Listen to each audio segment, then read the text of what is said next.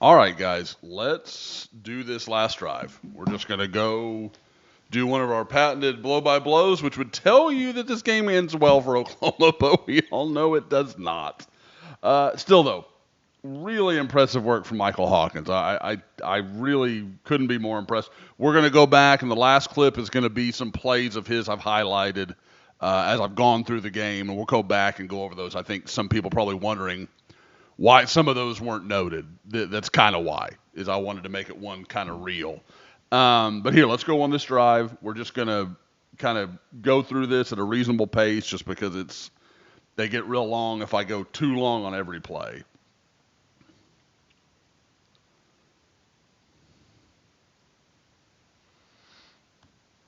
And again, I think this is a pass that next year, Michael Hawkins, with some time and some development, he rips this throw. He rips it right here to Zion Raggins.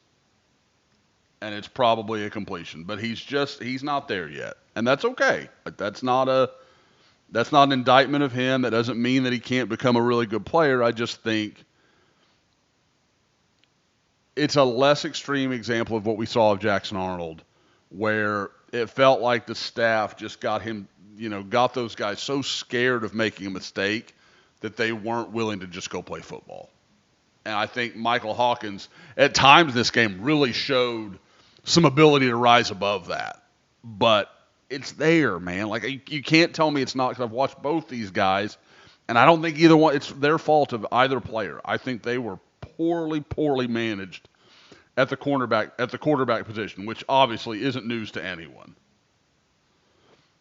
Okay, so here we go. Second and 11.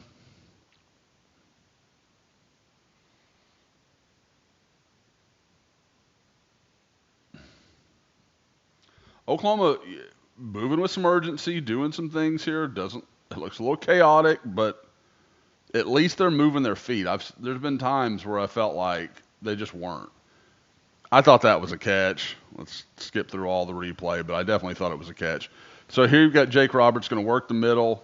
Tight window. Hawkins times that really well. We'll watch here. So, I mean, and they show him blitz. Hawkins sees it. He picks up the linebackers. Could have easily tried to pull the trigger there and didn't do it. He waits till he clears that linebacker, and before this guy can get in play, boom. That's one of the better throws he's made all year.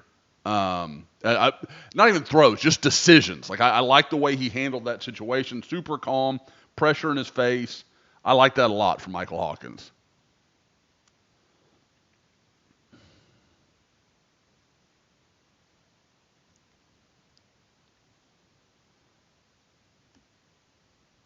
Now here,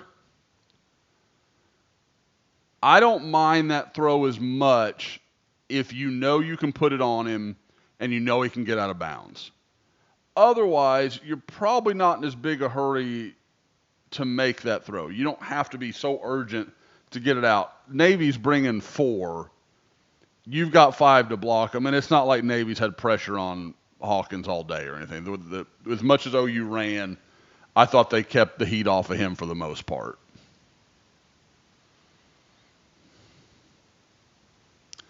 That tell That's a quarterback that doesn't yet trust his running backs to pick up blitzes.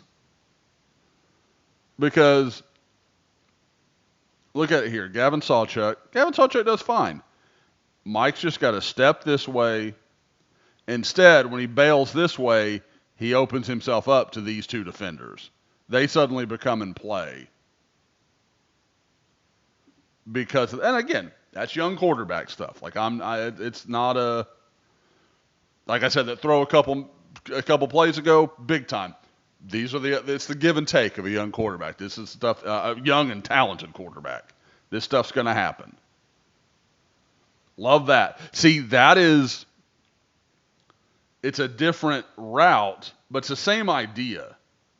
Raggins clears, sits down, Hawkins hits him, doesn't hesitate. Even though it's kind of a tight window, he makes that throw. It's not as far as the other throw was. So, there's levels to it. But I think that's all right. I thought pass pro was pretty good in this on this drive. They gave him time.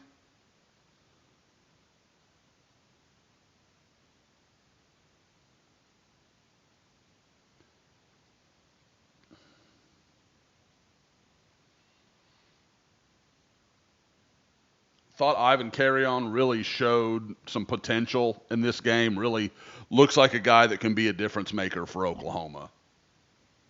He and Zion Kearney, you add Jaden Gibson to that list, Deion Burks. Like, I get it. I know what we all said last year. I fully understand. We're going to have to wait and see. I think they might actually have a legitimate offensive coordinator this year, which, believe it or not, can make a world of difference. This year was, in the words of one of my favorite shows, Archer, Babytown Frolics. It was just bad the entire time. All right, actually skipped that. I apologize.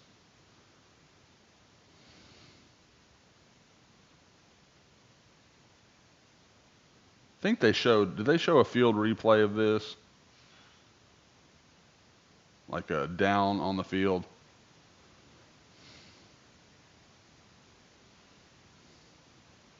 That's a pretty nice throw from Hawkins. You kind of wonder if Raggins isn't getting pulled, he doesn't make a play there.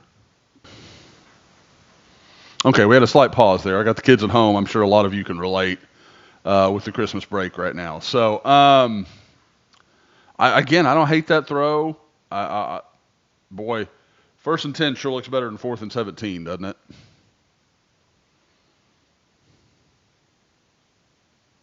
Jacob Jordan, that's a tough kid, man. Just a tough dude. Look at Hawkins, man, keeping them moving. I think that's one of the toughest things for young quarterbacks sometimes to be don't be afraid to be an ass. Move, big boys. Get going. We got to keep this going. Like, you don't have to be an ass, but like, don't be afraid to be. If everybody's not moving at the pace you need them to, get them going. So I like that. That was again. I thought he led this drive really nicely, especially freshman first start in over a month, couple of months. Like that's good. And then, I mean, it's a wide open throw, but hey, man, put it where it needed to be. And cool, love that for Jake Roberts. Wish he'd gotten to go out on a little better note and would have, had a season that more OU fans remember. But that's, I know not everybody loved the play all the time, but Jake Roberts is a guy that legitimately loves OU. Like, that's, I hope he gets remembered for better than the worse. So, all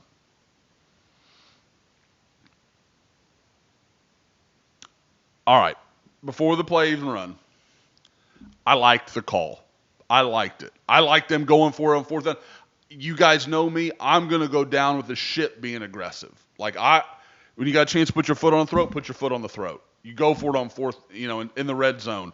You try to keep some momentum going when you're at midfield or, in the first half. Like, I got no problem with that.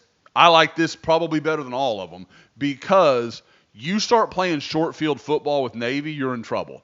People can talk to me about the kicker all they want. Navy was starting to get some action in the run game. They were starting to move the ball that way. I think they were wearing Oklahoma down a little bit. And Oklahoma's offense hadn't done anything basically until this drive for 3 quarters. I trust Navy's offense in a 25, basically red zone and in situation a hell of a lot more than I trust Oklahoma's in this situation. So I like this. I thought it was the right call. You need one play to get you a win. I don't love the play call, but what else is new?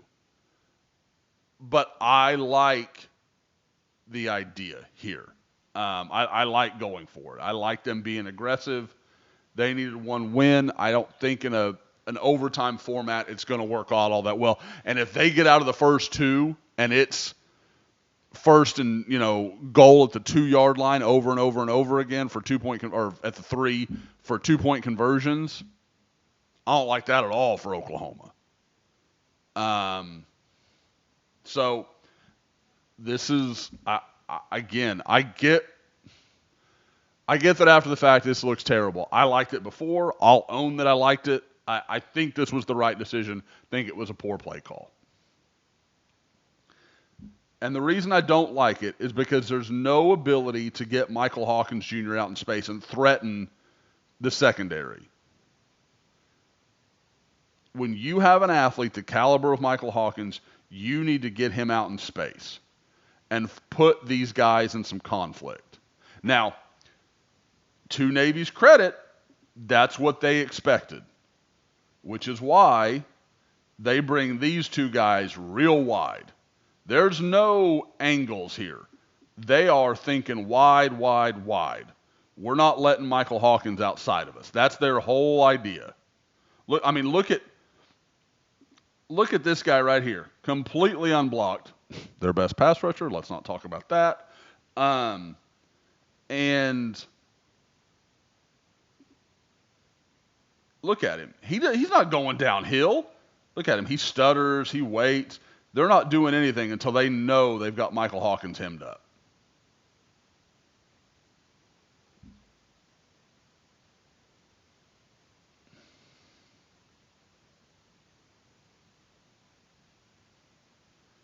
I sure would have liked